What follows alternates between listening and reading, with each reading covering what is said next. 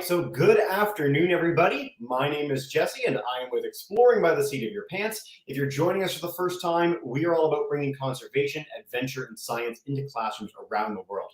Now, thank you for your patience for waiting a little bit there. We should have Chad with us very, very shortly, but I wanted to dive in with a little bit of a story in my introduction today rather than my usual one. So when I was a boy, when I was about the age of all our kids joining today, I was obsessed with tales of adventure and exploration. If someone went into the deep deserts or went to Antarctica or flew over the ocean for the first time, I read books about it, I got articles about it, I watched as many videos as I could about it. I absolutely love these tales. They underpinned my entire love of nature, wildlife, exploration, and more, and directly led me to this job that I have the chance to do today. Now, amidst all these tales, there is one tale that stands out, and that is this one. So this is called South, the Endurance Expedition. It is the greatest single tale of exploration ever in history. Prove me wrong. So in 1914, this ship set sail, Endurance set sail with Ernest Shackleton at the lead of some of the most iconic explorers ever to walk the earth. These are people that have done amazing Antarctic expeditions, gone up to the Arctic, done incredible things all over the world. And so this super team of explorers goes down to Antarctica in this wooden vessel to go try and be the first people ever to get their ship to shore and then walk across the continent of Antarctica. By this point, the North Pole had been discovered and seen, the South Pole had been mapped, all sorts of amazing things were happening around the world. So this was sort of thought of as like the last great iconic adventure of the time and of the day. So they get there, and as bad luck would have it, their ship gets locked in the ice. Now, this is something that happened to a lot of vessels when they went on Antarctic expeditions. Their ship would get down there, the ice would come in the winter, they'd get locked in, summer would come, they'd be able to go in a little further and go on that way. Their luck did not hold that way. Antarctic conditions are very fickle. It is the most treacherous environment on this planet. And so their ship, slowly but surely before their eyes, was crushed amidst the ice. So imagine you've gone on this expedition, you planned for maybe a decade, you get down there and your one vessel, the one way you have to get home, is destroyed in front of your very eyes. So for, I believe it's over a 2-year period, the team in the Endurance walked across the ice, they kept camp, they kept morale up, they hunted things, they kept alive, and began this incredible, unbelievable, improbable journey home. First, they took their rowboats, their few rowboats remaining, and set sail across the Antarctic to get to something called Elephant Island. They were the first people to ever land on Elephant Island, which, for all intents and purposes, is a speck in the middle of the ocean, a place that no one had ever visited. No one has any reason to go there. It's in the middle of, again, the most treacherous ocean on this planet, the Southern Ocean that sort of bans Antarctica. So they're on Elephant Island. And from Elephant Island, they need to figure out how they're possibly going to get home. Every member of the expedition survived this long, by the way. Unlike a lot of other Antarctic tales, they prepped so well that everyone lived through this multi-year ordeal. So Ernest Shackleton gets a band of a few of the members of this expedition and set out in one of their 3 rowboats to try and get to a place called South Georgia Island. So South Georgia Island had a whaling station on it, and their reckoning was that if they could leave Elephant Island and get to South Georgia Island, they could go alert the whalers, let people know that they had survived this expedition, which presumably everyone thought they were dead. There was no reporting of them at this point. There's no cell phone to call home and let them know you're okay or not okay. And so these men set out in this rowboat over an ocean that is, again, 40, 50-foot waves regularly. Iconic giant research vessels go today to the Southern Ocean and have a hard time crossing it. It is an unbelievably challenging body of water to cross, and they're in a rowboat. So the entire time, there's a man who has to stay awake, bailing out the rowboat the entire time. They cross 1,000 miles of ocean and hit South Georgia, which is like a giant mountain range covered in snow in the middle of the ocean. And they land on it on the wrong side. Now, they have no means of navigating. They can't sail. They're just in a rowboat. So they land in this island and begin the first ever traverse of this island over land, over, I think, 35 miles. So a little over a marathon that they have to do over, again, this incredibly difficult terrain, where they get over it, get to the whaling station, greet the whalers and mention, you know, I'm Ernest Shackleton. This is my team. We survived from the Endurance expedition, and we need to like save our friends that are on Elephant Island. And months go by. They have to get back to, you know, civilization. They have to get back to England, launch a research vessel, get back to Elephant Island, and save absolutely everyone. So every single member of this expedition survives. It is just the most incredible story. We've had Elise Carrera, another incredible explorer, talk about this on our broadcast before. It's my favorite story of exploration. It is so, so much fun, and a testament to really the power of the human spirit when it comes to exploration. So with that little bit of an intro, we are diving in with the Endurance 22 Expedition, and this is our very first program where we get the chance to talk about it. So Us at Exploring by the Seat of Your Pants, we have partnered for several years with the team at Reach the World. Reach the World specializes in following epic explorations around the globe, tracking the expedition, getting amazing blogs and videos and stories from the people on these expeditions. And so, look, speak of the devil, Chad just joined us in the background. How exciting. But with this expedition, we are going to be partnering with them over the course of the next many, many months to feature the story of sending an elite team of researchers and scientists and explorers, as they did back in the Endurance day, to go down with an elite research vessel and all the coolest tech toys in the world to go explore this area and go and try and find the Endurance ship. So we are going to send robots to the bottom of the ocean in the Weddell Sea in Antarctica to go looking for one of the iconic research vessels of all time. It chills the blood, it stirs the spirit, doesn't it? So with that, we are joined today by Tim Jacob. He is at Reach the World team, so he's going to be on the expedition. It's so thrilling to have him today.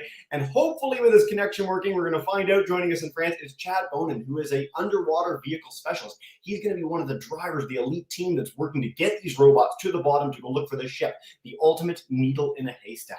And so with that introduction, I'm going to bring in Tim. I'm going to bring in Chad. We're going to see if Chad's connection is working for us today. And worst case, we'll have a chat with Tim and talking a little bit more about what's going to happen on this expedition, where it's going, how long it's going, and much more. So Tim, welcome in. Chad, hopefully welcome in. Kind of, sort of. Hey, Jesse. Buffering. So we're going to hope for the best with Chad here. But Tim, while we're waiting for Chad, tell us a little bit about this, how you guys got involved at Reach the World and what this is going to look like when you guys set sail and so forth. Absolutely. I'd love to, Jesse. That was one of the best telling of the endurance stories that I've ever heard, first of all. I personally am reading this version of the endurance tale. So if you like to read about such things, there's lots of ways you can learn about Shackleton and his incredible 1914 trans-Antarctic expedition.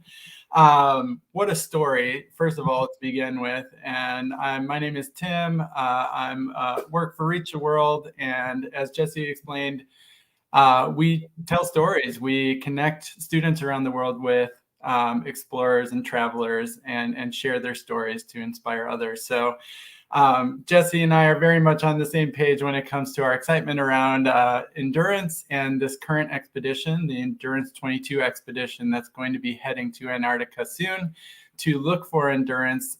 Endurance is currently under 10,000 feet of freezing Weddell Sea water. 10,000 feet. That is like so deep and so cold that humans, like, absolutely without mechanical help cannot make it down there alone. Right. There's no light. There's no, like, it's not like sunlight's pouring in. You can just see the ship and go find it. You've got to send these robots. And do we know exactly where it is? Like, do we have a rough idea of where we're going to find it or not?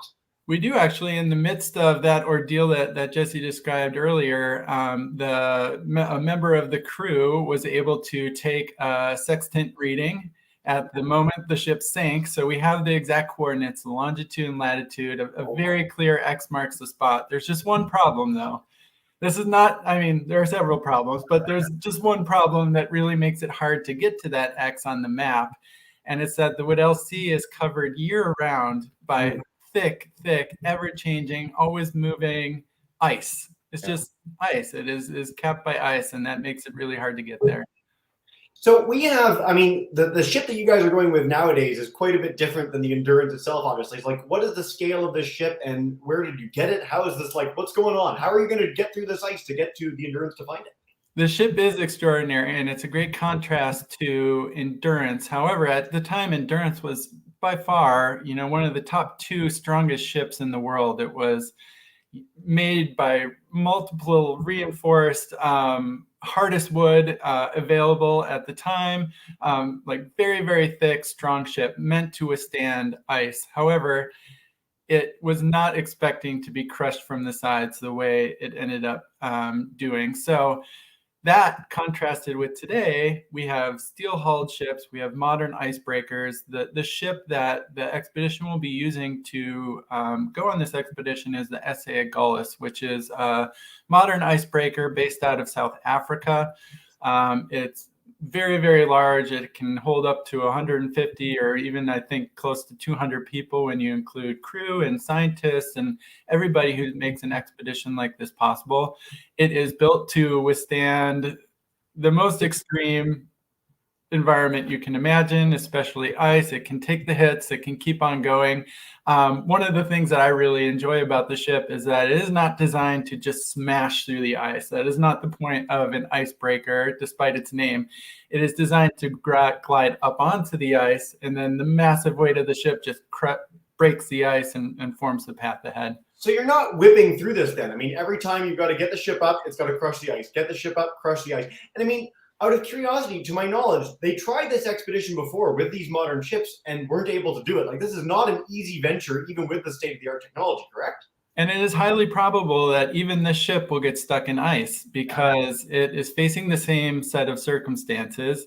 One of the things they did last time or previous times that ships of this nature have been in the Weddell Sea is if they get stuck in the ice, they take the crane mounted on the deck and they hook something super heavy to it, like a multiple ton, fuel container. And they just swing the crane back and forth so that the whole ship is rocking. You have just all the steel and weight shaking the ship out of the ice, and it can still take several days to break free. So it is just as treacherous now as it was for Ernest Shackleton and his crew. Talk about like the high-tech version of like jerry-rigging it, like, the only way to get out. It's not like you can melt the ice around you. I mean, this is, by the way, like, we're not talking about ice that's like a thin layer like you'd find in a road. This is, how thick are we talking? Like, how are they going to get through the ice to get the submersibles to Endurance to begin with? I mean, it's 10,000 feet down in the water. How much ice are you getting through to even get there? That is a great question. And I was hoping Chad could be here to explain because he is definitely the expert. If you get a chance, we just published Chad's first article as a virtual exchange. If you want to see some pictures of what he's working on there while we're waiting for him, I know he's having some technical issues in France, unfortunately, but that may be a good sort of second option. But to answer your question, the hope is to get the ship through the ice by whatever means possible to the sink site. If the expedition cannot reach the sink site, they're going to have to sort of have a plan B ready. And the plan B is to take helicopters, load up all the marine robotics and ice camp materials, and fly to the sink site and set up an ice camp on the ice itself. And in order to get through the ice, they'll have to have a massive drill or contraption to cut through what will probably be several meters of ice. And that's one of the things Chad and his colleagues are working on solving for right now. But when they get through the ice, it's worth noting that all of this ice is moving, that you're not just drilling a hole right on top of the coordinates that are left over from the Endurance expedition. You need to anticipate where the ice is moving so that you can sort of move upstream a little bit or move over the ice to the right spot, drill the hole, and get your marine robotics in the water and down 10,000 feet to survey before that ice goes past the point you're most interested in investigating. So there's so many different factors at play beyond just the robots themselves. I'm going to pull up those pictures of the robots in a minute. I'm going to head to the blog. I did just post it. For anyone who's tuning in on YouTube, if you want to check that out while Tim and I are talking about this, you can check out the Reach the World Endurance22 Expedition, all the blog that Chad wrote for them. Really, really cool stuff, as well as their general expedition page. So I'll bring up those pictures in a minute. One of my curiosities is, when they find the ship, are they bringing it up? Are they leaving it where it is? Like, is the goal to just survey it in place and get a sense of it? Or is it to return it to England, basically? That's a really good question. First of all, the ship has been at the bottom of the Weddell Sea for 100 years. So under most circumstances, there wouldn't be much left to find. However, because it's so deep and because it's so cold and because everything is really well sort of protected by this layer of ice on the top, the expectation is that the ship will be in pretty decent shape even after 100 years. When the ROV is able to locate the ship, the objective is to survey it and map it, do a detailed survey and mapping of the ship. Nothing will be touched. Nothing will be taken from the ship. It is a monument. It is a very, very special place for anyone who loves exploration, anybody who loves history. Certainly the country of or the United Kingdom, there's a rich tradition of this expedition and its heritage within that country. So there will not be anything brought up. The objective is to find it, document it with high definition video, all of that, and bring that and show it to the world. Yeah. I love this marine archaeology tradition that's sort of coming around in the world right now. For Canadian kids, you might know the Erebus and Terror, two other iconic research vessels, were found in the Arctic Ocean, right in Nunavut in the last few years, which is really, really exciting. Much shallower water, about 30 feet deep, and I think 15 in the case of one. So you can actually send divers down and explore around it. But just it's the spirit of the whole thing. It's so exciting to have this opportunity. Tim, it looks like Chad can definitely hear us now. We're going to see if we can hear him. We're going to fingers crossed here. I'm going to press it. We'll see how it goes. Chad's just buffering away. You know what? All the bandwidth is going towards the super cool robots that the computer's not working today. It's too bad. But Chad can hang around in the chat. If you can hear us and see us, great. And then if kids have any questions, they can share them, and you might be able to answer in the chat and StreamYard with us. So that's worst case scenario. What I want to do now, though, is bring up what Tim mentioned, which is a little bit of the pictures and stories. So again, if you head to the Reach the World website, you can see everything they have about the entire journey. So actually, I'm going to bring up their whole page here, reachtheworld.org, Endurance22. I'll copy that into YouTube in a minute, but you can find out the whole story. You can see their journals, field notes about some of the wildlife there, chat with Tim a little more in the photo albums. But let's go in with the marine robots here. So I'm going to bring these up, and you can see these pictures as big as we can make them on the screen here. This is an example of one of the remote operated vehicles or autonomous underwater vehicles that's going to go down and actually go exploring, which is such a cool toy. Tim, have you seen these in person, or have they been in France the entire time? I have not seen these in person, but I can give you some background. I've been lucky to talk a lot with Chad and hear about what he's doing in Europe right now. This is what you're looking at is sort of the internal workings of what's called the Saber Tooth marine robotic. There are only a handful of these that have ever been made in the world. This is like cutting edge, very, very much high tech underwater search. It is a combination of an AUV, an autonomous underwater vehicle, and ROV, remotely operated vehicles, two separate, like things that are usually separate, packed into one really, really powerful unit. This picture and the other pictures in this article were taken at the Saab test facility in Sweden, where the subsea team for the Endurance22 expedition has spent a bunch of days seeing their equipment, getting used to it, sort of checking under the hood, so to speak, and just giving it a little test drive in the waters around Sweden. This particular unit is going to be tethered, which means that it will be connected by a line, basically a fiber optic cable, to the surface. So it's not sort of roaming around by itself underneath the ice. It will be sending live data up through that tether back to the ice camp or the ship, wherever the operators are working.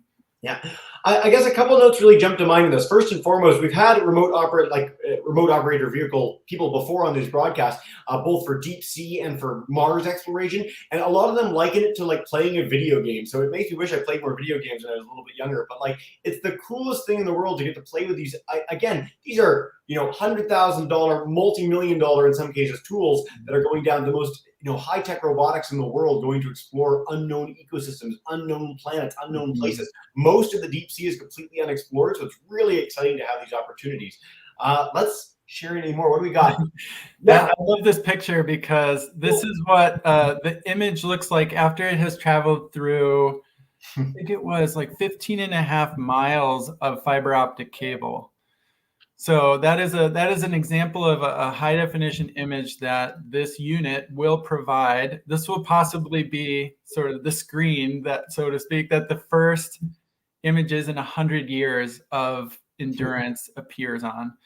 So, I mean, it's so cool. I'm going to head to the next series of images in a second here, but like for kids these days, when we were kids, Tim, there'd be one BBC, one PBS documentary every single year, and that's how we get to explore this. And nowadays, there are things like the Endurance22 Expedition that are going out and live streaming this sort of thing. I mean, if you want to explore the deep sea, you can see this from your classroom with so many expeditions around the world at a glance. You can see what the robots are seeing on Mars. You can see what satellites are seeing from space, and you can do that at the click of a button from all over the planet, which is so wild to think about. I mean, it's night and day with what we experience. And so kids, you guys are so lucky. And in regards to deep sea exploration, one thing that we've harped on too, and we've talked about this in our programs together on the Mosaic expedition as well, Tim, is that if you're interested in science and robotics, great. There are roles for you on expeditions like this. But if you're interested in logistics or education or as a cook or as a polar bear guide or any number of jobs, whatever your passions are, if you're keen to end up in a role like this, doing these sort of amazing things, there are opportunities for you, which is really, really exciting. That it's not just restricted to people that are getting straight A's in science and engineering their whole career and spend 20 years in school. There's lots of different opportunities. I mean, you get the chance. You're going on the expedition, correct? Correct. Yes. Yeah. So exciting. I'm an English major. I'm a writer. I have a writer's background, a teaching background. My passion is for sharing the world with students and getting students really excited about careers and exploration, and also just interested in the wider world. And so my role on this expedition will be to meet all of the scientists, be there for when this exciting action is happening, and sharing that through what Jesse was just talking about, the extraordinary connectivity between this super remote Weddell Sea and the rest of the world. We're going to be able to live stream. If you have a question about how this ROV, manipulates, or how it laser scans a shipwreck, or how you even get the marine robotics lowered into the ice, we're going to have opportunities for you to join a live stream call, board virtually the SA Agulhas as it is approaching or sitting atop of the sink site of Endurance, and ask those questions directly to the experts who are in the field investigating them, which is such an extraordinary thing. It is. The moral of the story is that I'm really, really jealous of Tim. I'm trying to maintain an outward demeanor of excitement for him, but I'm just so jealous. What I want to do, Tim, is dive in with some questions with our classes. We have a bunch of live classes today, and thank you guys all for sticking around as we got a chance to talk about all this. What I'm going to do, too, is really quickly first, bring up those last pictures. You guys get a chance to see these robots a little bit more up close and personal. So, Tim, you can walk us through what we're seeing here. I'm going to bring in our Saber Tooth picture here, which is the greatest name for this thing ever, by the way. I love it. Yeah, I like it too. That is the unit. Is sitting on top of like a pulling wagon, I guess, for lack of a better word, that's being used to transport it to the dockside. When you get next to the water, there needs to be a crane of some sort that lifts it off of that transportation and lowers it into the water. But you can see in some of the previous photos, the exterior shell of the Saber Tooth was off. So you can see the inner workings, but now it appears to be reassembled. One of the things that Chad told me that I thought was really fascinating and might appeal to people who are really into marine robotics is that this unit can move in like 6 different planes. And I asked him for an example of what that meant for people who aren't that into don't know the details about marine robotics. I think they're cool, but don't really know what that means. And he said, you can see right now it's lying flat like a pancake, right? When it gets in the water, say it gets in the water and there's something it wants to look at really closely on the bottom, it can tilt itself up so it's completely vertical.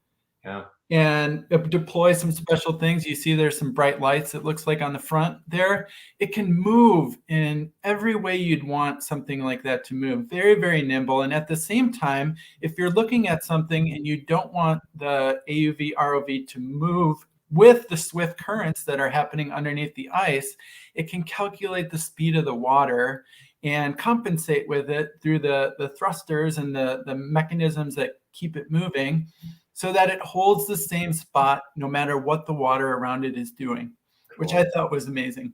It is amazing. What a neat robot. Here it is being lowered. Now, you mentioned the crane operator, and I think this is like the highest stakes crane lift of all time. So you've mounted this expedition, you spent tens of millions of dollars, you've gotten down to the site, and then this guy's going to lift this incredible robot, or one robot, out into the water. That's when you do not want someone distracted in any way. Do not play Minecraft while you're doing that. There it is in the water. Very, very cool. All right. Yeah, I can see Chad's answering questions in the chat. Awesome. Thanks, Chad. He is far and away the expert on this. I'm really just paraphrasing, but Chad, thanks so much for answering those questions. Cool. So what we'll do now actually is we'll head to the live questions. Chad, great. You can hear us all. Oh, we got Chad. He's like live. His video works. Chad. Yeah. We got Chad. Hello, everybody. Hey. Yeah. We made it How's work. it going? I love it. I got a deep. Yeah, good, man. I had to get a little hammer to the internet service over here. Perfect. That's the key. I smack my computer all the time. Welcome in. So yeah, we got a whole bunch of classes today. If all else fails, grab a big hammer. We've got I hope 28 I hope the classes. service lasts long enough. You're good. Fingers crossed for now. We're a little delayed, but what we'll try and do is take as many questions as we can with you. Okay, perfect. I'm going to put you in the background just so that we can account for that delay. Tim, thank you for keeping the fort going with me there for 20 minutes. That was awesome, man. But I want to head to GL Armstrong. If you guys have a question for us, come unmute your mic. We're going to go one by one through our classes and see if we can get a whole bunch of questions for Chad and hope the connection lasts for us. So Tim in the background and GL Armstrong School, you guys have been great in the chat. Do you want to unmute your mic and ask one of those in person for the benefit of the class learner? Hi, guys. Welcome in. Yes. I'm excited too. Oh, there you go. Hey. Hey. What's your question for Chad, guys? Well, who has one of these questions up here? So, Crown, which one was your question? Has it turned into an Artificial reef. So, oh, good question. Yeah. I love that question, guys. So, Chad, has the Endurance ship turned into an artificial reef? Are there things growing on it, do we expect? If we've still got you, fingers crossed. I love that question, though. Chad's frozen again. Not frozen in the Antarctic. Frozen with his computer. Alas. Tim, I think, while we're waiting for Chad or hoping for Chad here, I can say that a lot of things do turn into artificial reefs. Now, a lot of people would presume that in the deep sea of Antarctica, there'd be nothing living. And you won't get the sort of colorful coral that you get in some of the places that are tropical in the world, but you'll probably have life on it. There are starfish, sea spiders, all sorts of amazing creatures that will come to live in the nooks and crannies or something like that. There are sharks that far down in Antarctica. Like, there's some really amazing creatures. I guess we'll have to wait for that 4K video to come in to find out for sure, but I expect we're going to find some sort of life down there, which is pretty cool. And nobody really knows for sure, to be honest. But for lots of reasons, everyone is expecting the Endurance wreck site to be teeming with life. What it is exactly, nobody knows yet. I'm trying. Let me find. I'm going to try and find a clip. We've done a program with Antarctic Deep. Yeah, Hugh Griffiths. So if people want to check out all the amazing deep sea life in Antarctica, we've done programs with Hugh Griffiths. Go to the YouTube page, Exploring by the Seat of Your Pants. It will blow your mind. It's one of my favorite programs we've ever done. So cool. All right, Mr. Shattuck's class, Chalk River. Looks like Chad might be a little bit back. We're going to see how it goes, but ask your question and we'll do our best. Hey, guys. What is your favorite thing about your job and the least favorite thing about your job? Ooh, okay. So Chad's connection just failed again, but Chad, if you want to answer that in the background about your favorite and least favorite thing about your job, that would be great. He's been answering in the chat right now, which is awesome. So not an artificial reef. We'll see. That's his take on it, which is interesting. I like that. There you go.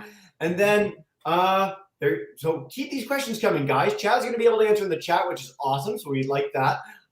Feel free to answer that. Tim, for us, while we're here, talking to kids, you guys are the best. This is the best part of our job. You guys are so enthusiastic, and we love it, I think. I don't know. This is great. I mean, for you and me to be able to just talk like this about something we're both so passionate about and share that excitement with kids is just a dream come true for me. And I wanted to maybe in this moment, if you're interested, I can give a little preview of what Chad's doing in France and what sort of lies between now and when the ship departs from South Africa in February. Well, yeah, are you playing the clip that I think you're playing? I'm not going to play a clip. I'll narrate. Narrate. You're more capable at like multitasking than I am. But right now, as I mentioned before, Chad and the subsea team for the expedition are in southern France. They are doing deep water tests, which means they're sending the AUV ROV down to approximately that 3,000 meter depth in the Mediterranean to test all these extraordinary underwater pressures on the robotics. There's a lot of, you want to make sure your equipment works really, really well before you take it to an even harsher environment. So they're working on that. They're also going to be simulating an ice camp. So I said earlier that one of the plans is if you can't get the ship to the sink spot because of ice, we're going to set up a camp where they can operate the marine robotics from the ice. And they're going to recreate something that sort of shows those or replicates those challenges in southern France and practice setting up that crane that lifts the marine robotics, lowering them into a hole into the water, pulling it back out, disassembling all of that, moving it very quickly somewhere else, and redeploying it as if they're practicing exactly what they're going to expect to do in the Weddell Sea. So after all of that is done and successful, they're going to be doing some practicing drilling through ice, which is going to be a big challenge. If you can't get a hole in the ice, you can't get the marine robotics down. They have to practice that. This team, who I've gotten to know over the course of a little while now, is so great at details. They're very detail oriented. Any one of these factors can become a big problem when you're in off the coast of Antarctica and you don't maybe have some of the equipment you need. So I've been so impressed, and it's been so fun to meet with and talk with this team that is thinking about these problems at such a high level and really engineering solutions that are going to work in a very harsh, hard to maneuver environment off the Antarctic.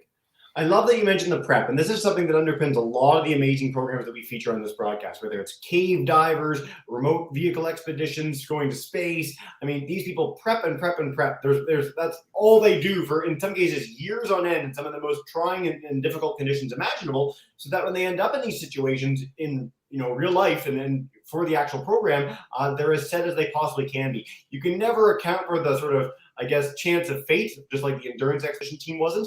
But you can prep as much as humanly possible, and that'll make sure that you're as equipped as you can be to deal with any challenges you might face. So very cool. Let's go to St. Martin School. Miss Comar's class, if you guys have a question for us, 7-8, St. Martin Elementary. Yes, one kid was paying attention. Come on up if you have a question for us. Chad's back. Hey, that was fast. Chad is in live again. So we'll see. Hey, guys. You guys have a question? No. How long did it take to build the AUV? Cool, guys. So, Chad, how long does it take to build this robot? Oh, if you're there. Maybe kind of, sort of. Tim, do you know? I do not know how long it would take. Not my area of expertise, but based on all of the systems that are integrated into this one thing, not only does it have to get around, but it has to do laser mapping and sonar, multi-beam scans, and bright lights, and all of the things that this is capable of. I would imagine it is not only very expensive, but time-consuming to build one of these units. It is something truly extraordinary in terms of technology. Yeah, very, very cool. I'm wishing we could get Chad in here a little bit better. I know his connection's having a really hard time. So Chad, if you can't hear us and you want to answer that in the chat, great. Some of the questions pouring in the StreamYard chat have been related to Chad's job in particular. Of course, as you guys can tell, it's been pretty difficult to get him in for any long period of time today. So if you want to ask about the expedition more generally, some of the things going on, maybe how many people are going to be on the ship, things like that, that would be very helpful. But for now, let's head to the Strong School in Durham in Connecticut. Welcome in Connecticut. I haven't had one of you guys in this year so far. Unmute your mic. Come chat with us. Hey, very good. What is your most difficult problem you've had so far? Yeah, Tim, have there been any problems with the expedition to this point? You know, the expedition is still very much in planning phase. Obviously, the subsea team is just one of the teams that is working to prepare their component of the search, the underwater search part of the expedition. As a general problem, and this will relate to all of you, as you all have been sort of facing your own challenges during the pandemic, getting the entire crew, the entire expedition team to South Africa presents some pandemic problems. There are still sort of discussions taking place about how best to do that and keep everybody safe. So I would list that as probably the major challenge. We will know later this year whether those challenges are able to be overcome. Thankfully, many aspects of the pandemic seem to be moving in the right direction with vaccines, but those sorts of things affect every member of the crew. Every member of the expedition is a person with a family and will be traveling and facing the same challenges that we all have faced as part of the pandemic. I'm really, really glad you mentioned that, and also the benefit of vaccines. One of the things we've been talking about with expedition leaders around the world is how much the world has changed with them. The last 2 years have been sort of the ultimate dead zone for epic expeditions and programs. It's been a lot of bringing back past programs. It's been a lot of things highlighting past expeditions, because there simply hasn't been the capacity to get out and do these things the way that we have, of course. Again, we're in a pretty fortunate situation. The greatest scientific and technological achievement of easily the last 100 years is the rollout of vaccines around the world in about a year, which is unbelievable, unprecedented, unheard of. And so it's really, really exciting here in Canada and the US that we've had the opportunity to have such a high uptake of vaccination, and that's allowed us to get somewhat back to normal. And the more that we do it, the more we get back to normal. So hopefully you guys can all gather as soon as possible and set sail right when you hope to. Great job, guys. Ms. DeMaio, I know you guys had some tech difficulties. You know what? Everyone's having tech difficulties today. Tim and I are so far so good. We'll see how it goes for the last few minutes here. But if you have a question for us in Ms. DeMaio's class, come on up. Hi. Hi. How big are the robots? Yes. That is a really good question. I have not seen Sabertooth in person, but based on some of those pictures that Jesse shared earlier, you could see like grown adult engineers sort of standing next to it. It looked to be sort of, I don't know, I'd give it like, and Chad can confirm this, maybe like 7-8 feet long. It looked about the size of a person if it was lying on its side. That was my impression. It's not very thick, maybe just a foot or two thick. But within that sort of rectangular box frame, there's a lot of stuff packed inside. It is definitely too heavy for one person to just pick up. I can tell you that for sure. It's big and you need special equipment to move it around. So it has to be pretty big. Oh, there we go. Chad says it's approximately 12 feet. So it's bigger. Maybe it's one of those side view mirrors of your car, bigger than it appears situations. I've got the Google helped out with this, and Chad can attest to this. If it's 12 feet, I'm guessing it's the double hull version, but I could be wrong about that. But there's a Saab Sabertooth. If you look them up, Saab Sabertooth size, there's a single hull and double hull. The smaller one is 650 kilograms. The bigger one is 1,300 kilograms. So we're talking about a very, very sizable thing. You'd have to be very strong indeed to help pick that up or even lift a corner of it. But very, very cool. Chad, you're killing it in the chat, man. This is the most ad hoc, crazy program ever. I love it. Thank you guys so much for making this work. I really appreciate everyone's enthusiasm and keeping this going. Oh, there's Chad. We've got Chad for a second. Hey, Matt. I'm back. Hey, Chad. Yeah, I'm just in this marina here in this One of port the where we're questions we mobilizing the vessel. It's not the greatest service. Sorry. We had a question earlier. In advance of this Antarctic expedition, is there a favorite place you've ever gone personally in your work so far? I've caught bits and pieces. Oh, A favorite place that I've gone prior Yeah. to this expedition? Yep.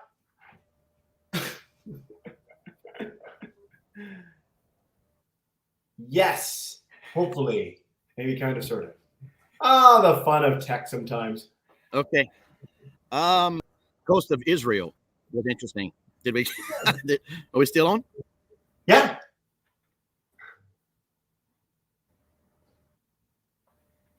Okay. Yeah. So probably the prior to Israel, off the coast of Israel, doing some work, survey expedition there.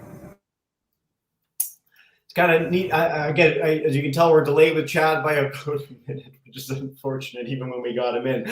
You're the first person to ever mention Israel, and the coast of Israel is a place that I guess it's sort of like an iconic place for you. In the deep dive thing that I've linked into the chat and into YouTube for anyone who's tuning in, you can see he has been all over the world in this work. And I think that's one of the coolest things about being a scientist or technologist is that you have this opportunity to work with a really international community of people. Tim's had this chance. I've had this chance to collaborate with people all over the world. I think we both broadcast from 50 plus countries now, which is really exciting.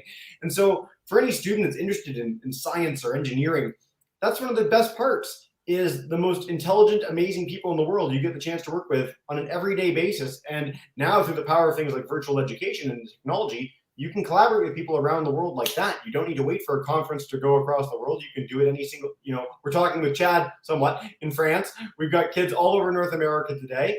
And so it's been really, really exciting, the changing and increasing opportunities that people like you guys have today. Jesse, if I could, can I add one thing to that? Please, yeah. One of the things I'm most personally excited about this expedition, like I said earlier, this is a South African ship departing from Cape Town, South Africa, and returning to Cape Town, South Africa after the expedition. The crew, the captain, so many people on board are South African, and I've been told that the food on board has a very South African flavor and inspiration as well. So in the midst of all this science, in the midst of all this exploration, there's this great cultural aspect too, where everybody on board gets to experience, meet people from South Africa, get to talk about how the issues of climate change and global warming and exploration affect South Africans and South Africa specifically, and just get to know more people from other places and chat. I find that to be one of the sort of under talked about, but really highly valuable parts of an expedition like this. Very, very cool. Tim, again, not exactly what we'd hoped for today, but I know we're going to have the chance to talk about Endurance 22 many more times over the months to come, and I'm so excited to share this story with kids around Canada, the U.S., and internationally. Is there a last message? I mean, that was a pretty good one, but is there a last message from you that you want to share with our classes today, maybe about how they can find out more or keep those questions coming? We've had so many questions in the chat that we would love Chad to be able to answer. Is there a way to get them to you to make that happen? Yeah, absolutely.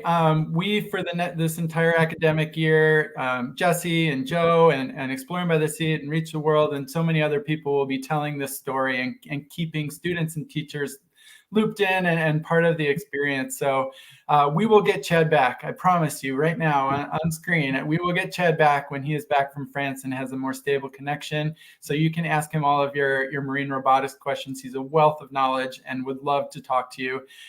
If you're interested in learning more and you want to sign up to get regular updates, you can go to reachtheworld.org. There we go, /endurance22. You can go to explore.reachtheworld.org. There's lots of ways to get more information and make sure your class follows along. Lots of great stuff coming up. Awesome. Thank you so much, Tim. And what we do at the end of every broadcast, as you well know by this point, I'm going to bring in our classes to say a big thank you and farewell. So GL Armstrong, Mr. Shattuck, St. Martin School, Strong School, Miss DeMaio, join me in saying a big thank you to Tim and Chad. We'll bring in Chad with the over 2 seconds. Bye. Have a wonderful rest of your